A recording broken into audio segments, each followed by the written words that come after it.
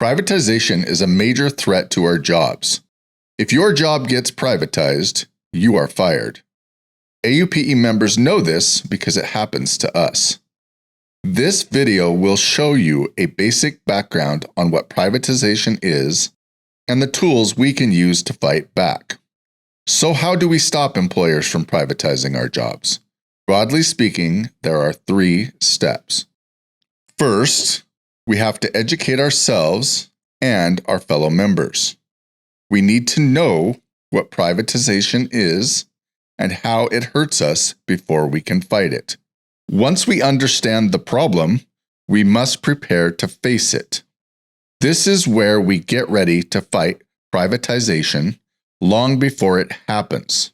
We must work to get anti-privatization language into our collective agreement and support our negotiating teams when they bargain for it. Look for signs of privatization at your workplace. Build alliances with stewards and like-minded coworkers, and reach out to member services officers or MSOs for support.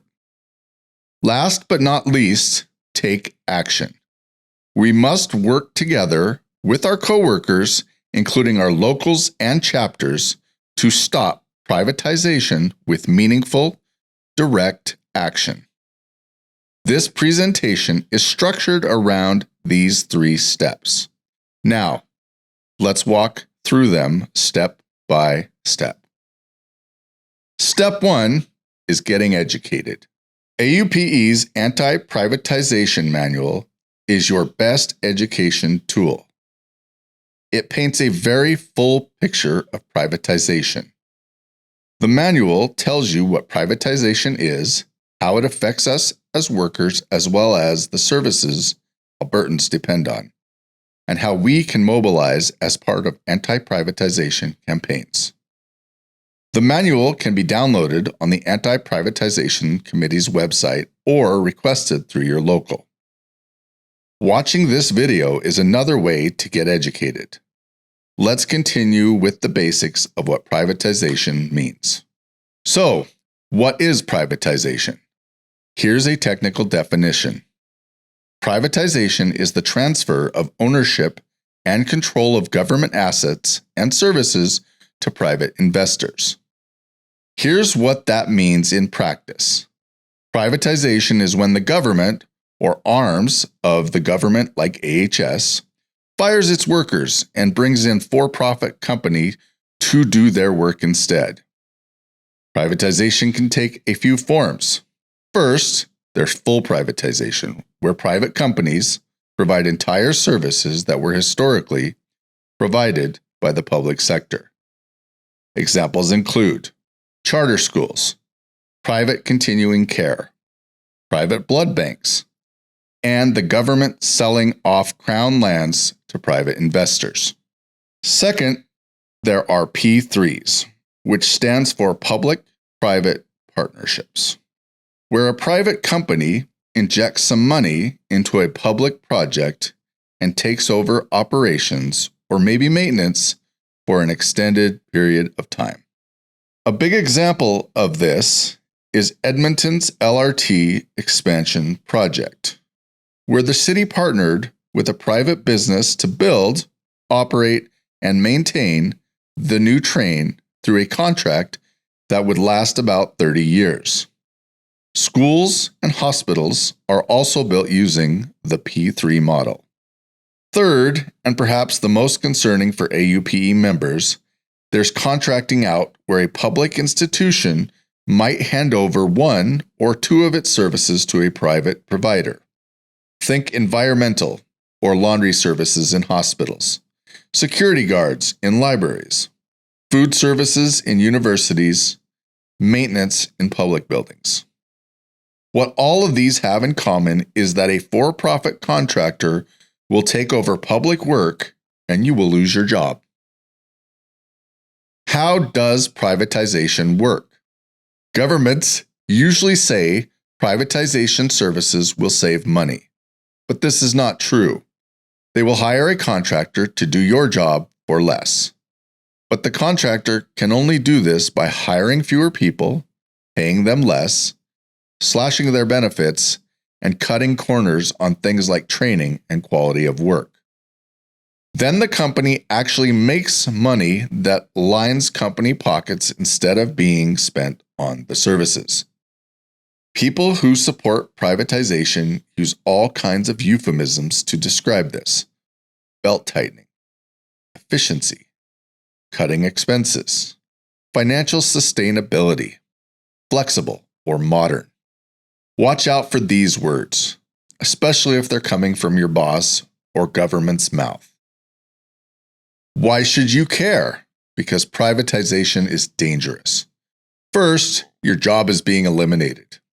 Your old boss has no responsibility to make sure you get a new job other than what your collective agreement forces them to do. If you do get a job with the new contractor, you will not make as much money. That's where the boss wants to make savings, remember? Your union membership will usually end, along with all the protections and benefits from your collective agreement. You'll have to start organizing a union from scratch. You will lose your seniority, pension, and other benefits. Your work intensity is going up and your quality of life is going down. The job you left will not be the job you get back. For example, in Saskatchewan, when hospital laundry was privatized, one study estimated that the new contractor, K-Bro, slashed workers' wages by $10 per hour.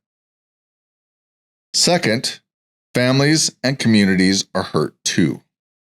Every worker spends their wages in their community, buying groceries, clothes, activities for their kids, and more. All that money goes to local businesses who in turn hire grocery store attendants, retail salespeople, and coaches, all local jobs. After privatization, people lose their jobs and may have to leave their communities. Those who are able to stay have lower income, meaning less local spending. This means that local businesses may have to cut back on their own jobs and pay, causing further harm. The only winners are your former boss, who saves a few dollars, and some rich contractor who probably doesn't even live here. For roughly every 6 jobs lost in the AHS laundry services, there will be another job lost in the community as well, maybe 2. When Athabasca lost its 6 Laundry 2 workers, we estimate that 1 or 2 members of that community lost their jobs too. The same is true for Claresholm, Cold Lake, Lac La Biche, St. Paul, Drumheller, and on the list goes. Third, the savings aren't as much as you'd like to think. For all this damage to you and your community, you might think that all of this was needed to save the government lots of money. But that's not true. Privatization is often an election promise based on nothing more than a claim that money will be saved. Politicians usually make this choice before actually finding out how much they can save. In fact, they can't even know until they get contractors bidding for your job. After a contractor has been selected, there are still no guarantees that the government will save any money. For example, contractors often lowball to win the bid. They say they will do a job for less than what is realistic. Then, after a year, they come back and say they need more money or threaten to lower service quality, and may do that year after year. If the government calls their bluff and goes through another expensive bidding process, then they get a new contractor who will likely do the same. Fourth, the quality of work and services suffer. By hiring too few people, the contractor can't do the job properly. So they need to cut corners. The government won't even want to discover this problem because it will make them look bad for privatizing in the first place. That is a reason why contractors are able to hide a lot of information from the public. They find ways to obscure transparency, so we can't even find out how bad things have gotten. Here is an example of what we mean by reductions in quality. These are some of the results of privatizing AHS Laundry and retail food services. The first image is fresh from the clean cart with an unknown orange substance. The second is a truck with both clean and dirty linens in it at the same time. They are supposed to be kept separate to prevent the spread of hospital-acquired infections, including lethal funguses. The third is the kind of food you can expect from a privately owned cafeteria. These are just some examples. We don't even know if AHS keeps track of this sort of thing. How many people will get sick in hospital covered by one of these so-called clean linens? And here is an example of what happens to jobs in communities. Vegreville Century Park Supportive Living Center is a community care home that used to be owned by the community.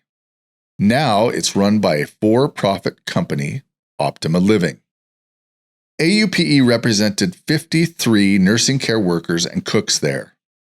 In September 2019, they were all laid off and their work was contracted out to a privately held company based out of BC. Basically, the company said, "You can reapply for your jobs, even though this wasn't a guarantee of employment, and we're going to pay you less." Media reported wages were about $8 to $10 less than before.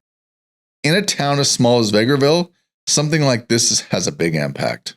People might be forced to move, which takes money out of the community. In a town as small as Vegreville, something like this has a big impact. Vegreville Century Park Supportive Living Center is a continuing care home that used to be owned by the community.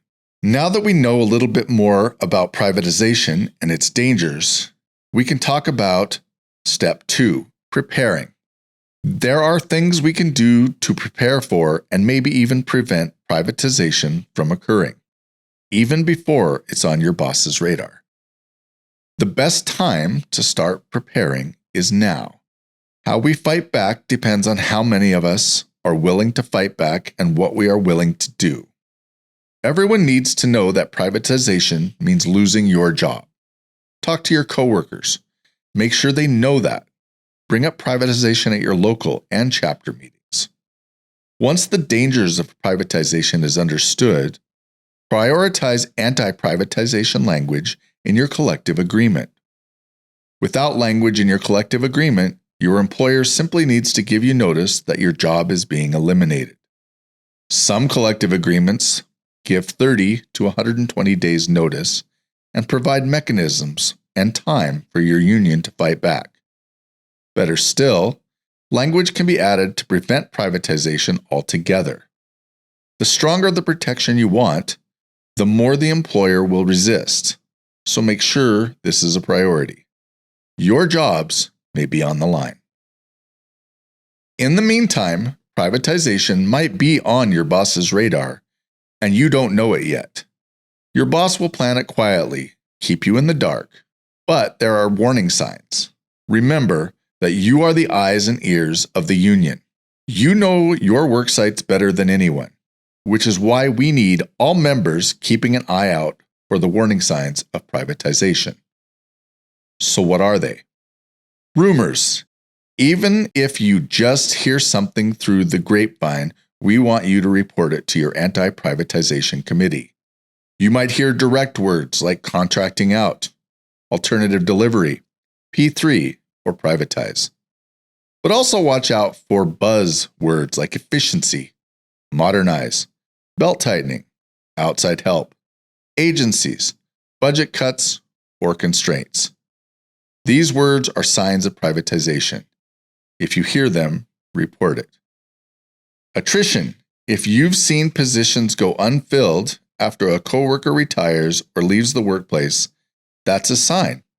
Report it. Government reports. If you hear about government reports or efficiency experts examining your workplace, report it. Outside staff.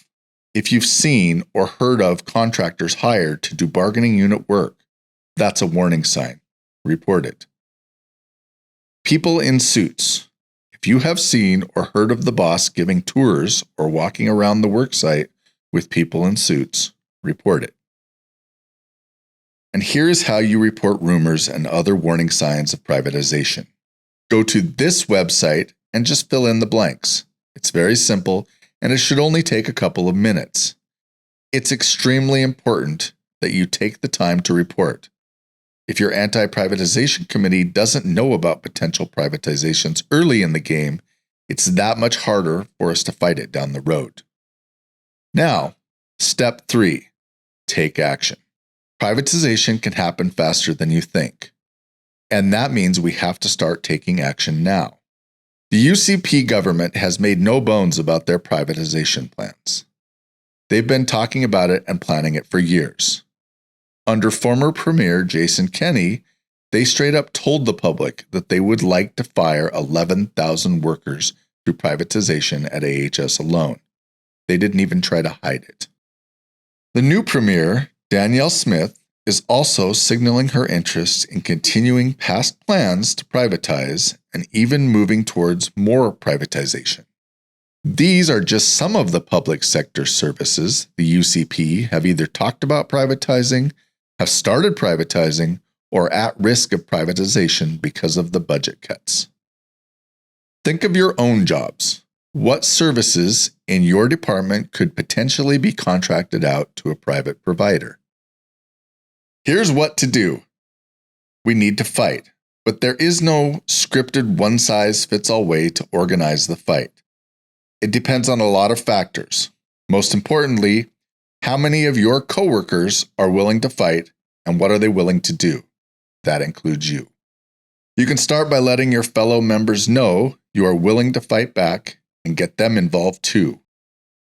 When your local members start organizing, take part and help come up with a plan.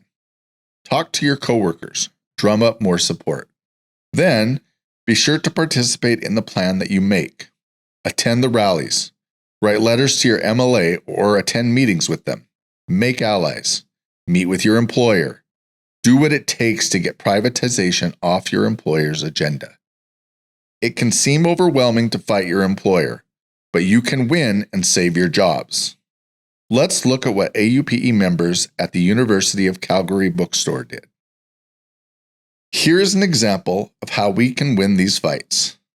In winter 2021, AUPE members at the University of Calgary bookstore got word from their managers that the bookstore was looking into options for contracting out the store to a third party. The workers immediately began having one-on-one conversations with each other. Workers and AUPE staff held meetings and started a petition. They put up posters in the bookstore, wrote articles to the newspaper, and a collective letter to the university administration. They built a coalition with the student union and other groups. They were able to get a meeting with the university president, which was well attended by the bookstore staff. They showed up prepared with revenue numbers, comparable failures at other universities, and personal stories of what their jobs meant to them. The university decided to back down. We won.